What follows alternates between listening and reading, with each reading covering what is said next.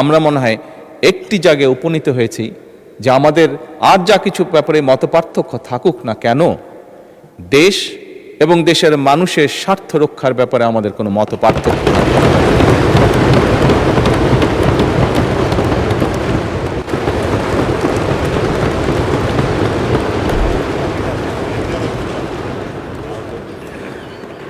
মাননীয় স্পিকার, আপনাকে ধন্যবাদ। বিসমিল্লাহির রহমানির রহিম। মাননীয় স্পিকার, মাননীয় সকল সদস্যবৃন্দ, আমি প্রথমেই মাননীয় বিরোধী দলীয় নেতা এবং বিরোধী দলীয় সকল মাননীয় সংসদ সদস্যবৃন্দকে ধন্যবাদ জানাচ্ছি।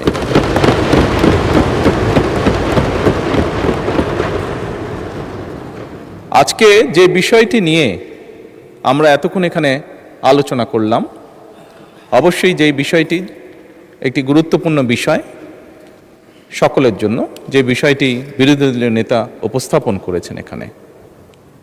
মাননীয় স্পিকার, আজকে এই মুহূর্তে আমরা যেই সংসদে দাঁড়িয়ে আছি, এই সংসদটি বহু শহীদের রক্তের উপরে প্রতিষ্ঠিত। এই সংসদটি বাংলাদেশের মানুষের আগামী দিনের ভবিষ্যৎ, সুন্দর একটি ভবিষ্যৎ কিভাবে প্রতিষ্ঠিত হবে, বাংলাদেশের মানুষের সেই আশা আকাঙ্ক্ষার উপরে প্রতিষ্ঠিত। মাননীয় স্পিকার, এবং সেজন্যই মাননীয় স্পিকার, আজকে এই সংসদে আমরা যে বিষয়টি নিয়ে মাত্র আলোচনা প্রায় শেষ প্রান্তে এসে দাঁড়িয়েছি, সেই বিষয়টি নিয়ে হয়তোবা আমাদের মধ্যে মতপার্থক্য রয়েছে, তবে নিঃসন্দেহে কেউই আমরা অস্বীকার করছি না বিষয়টি একটি অত্যন্ত গুরুত্বপূর্ণ বিষয়। এবং এই বিষয়টি শুধু মাননীয় স্পিকার শুধু বাংলাদেশের জন্য নয়, এই মুহূর্তে আমরা যদি বিশ্ব রাজনীতি, বিশ্ব পরিস্থিতি, বিশ্ব বাস্তবতা বিবেচনা করি, সমগ্র বিশ্বের জন্য এটি একটি অত্যন্ত গুরুত্বপূর্ণ বিষয়।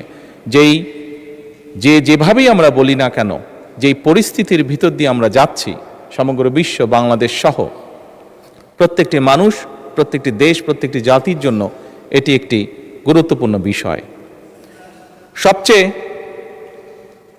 ভালো যেই বিষয়টি আজকের আলোচনার, সেটি হচ্ছে, আমি মনে করি একজন রাজনৈতিক কর্মী হিসাবে আমি মনে করি যে আজকের এই সংসদের প্রত্যেকটি সংসদ সদস্য, আজকে এই সংসদে প্রত্যেকটি রাজনৈতিক দল, আমরা মনে হয় একটি জায়গায় উপনীত হয়েছি যে আমাদের আর যা কিছু ব্যাপারে মতপার্থক্য থাকুক না কেন, দেশ এবং দেশের মানুষের স্বার্থ রক্ষার ব্যাপারে আমাদের কোনো মতপার্থক্য নেই।